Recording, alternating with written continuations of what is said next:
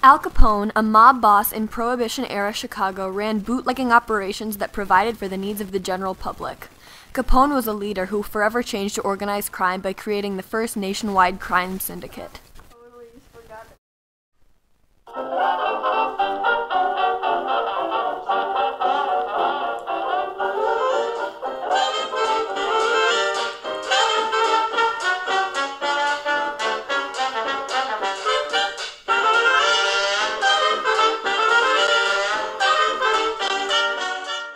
The 1920s was a decade of change, prosperity, and industry.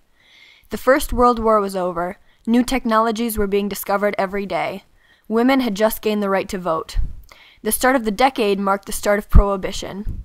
Many Americans were pushing for the government to ban the drinking of alcohol. Lots of men and women alike believed it was sinful, and some thought it would help the economy to have money going somewhere other than the saloon. In 1919, Congress passed the 18th Amendment, which outlawed the sale and consumption of alcohol. In 1920, the Volstead Act was passed, which ordered the enforcement of alcohol prohibition. Alcohol was officially contraband. Numerous people did not abide by this law. They thought it was unfair and still wanted to be able to drink alcohol. Many made their own alcohol at home, using bathtubs or coffee makers to turn prunes, apples, or potatoes into liquor.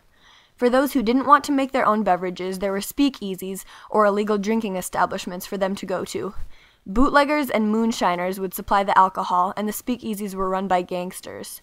Mob bosses saw Prohibition as a grand opportunity to make money. One of the most notorious mob bosses was named Al Capone. Al Capone was born in 1899 in New York City. He dropped out of school in 6th grade after punching a female teacher. As a child, Capone was part of a neighborhood children's gang. In that gang, he met Johnny Torrio, and they became friends. Capone worked odd jobs in New York until 1919, when he fled to Chicago to escape arrest for a murder charge. In Chicago, Capone's childhood friend Johnny Torrio had gathered together groups of gangsters to create one of the first organized gangs. Capone joined the gang and worked at speakeasies as a bouncer and money collector. In 1925, Johnny Torrio was shot by a rival gang and decided to leave Chicago, putting Capone in charge of the gang. Capone was a good leader. He was liked and respected by the gang members and got the name the Big Fellow from the men. Capone was an impressive mob boss. He was able to expand the gang's reach from Chicago to all across the country. His gang controlled speakeasies, nightclubs, racetracks, casinos, brothels, and breweries. At his peak, Capone controlled over 700 men and 10,000 speakeasies. He reportedly made over $100 million a year. His operations were nationwide, reaching all the way down to Florida. He was at the top of the FBI's most wanted list, but he was extremely hard to catch. Capone had enough money to bribe anyone he wanted and succeeded in corrupting much of the Chicago police force. He also had a vast network of spies in Chicago, so attempts on his life weren't very successful. Capone was known for being charismatic and charming, as well as a ruthless killer. For him, violence was part of the job description. Capone was a worldwide celebrity, as famous as Babe Ruth. He was feared and admired. Capone would dress gaudily to display his wealth. He would wear colorful pinstripe suits, a white fedora, and a diamond pinky ring. He was a generous tipper and would often pull out large stacks of money just for people to see how rich he was. The exact amount of people killed because of Capone is unknown. It's estimated that he personally killed dozens of people and ordered the killings of hundreds more. It was rare that Capone would kill a civilian. He mainly killed other gangsters or police officers. One of the most famous killings attributed to Capone is the St. Valentine's Day Massacre. A longtime rival of Capone, George "Bugs" Moran, was running a bootlegging operation in a garage on the north side of Chicago. Capone wanted to eliminate all of his competition. On February 14, 1929, 7 of Moran's men were shot by gangsters dressed as police officers. These gangsters, supposedly controlled by Capone, had pretended to be policemen arresting Moran's men. As Moran's men were lined up, backs turned, hands in the air, Capone's men shot them. No one was ever arrested for these murders. Capone had an airtight alibi. With Moran out of the way, there was no competition for Capone's bootlegging operations. Organized crime was running the nation's most powerful cities. Police officers were being bribed and killed, and there were speakeasies all over the country. The person responsible for all of this was Al Capone. President Herbert Hoover personally ordered the arrest of Al Capone.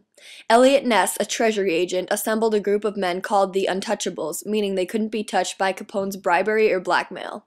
The Untouchables continually raided Capone's speakeasies and breweries, forcing him to shut many down. This hurt his business.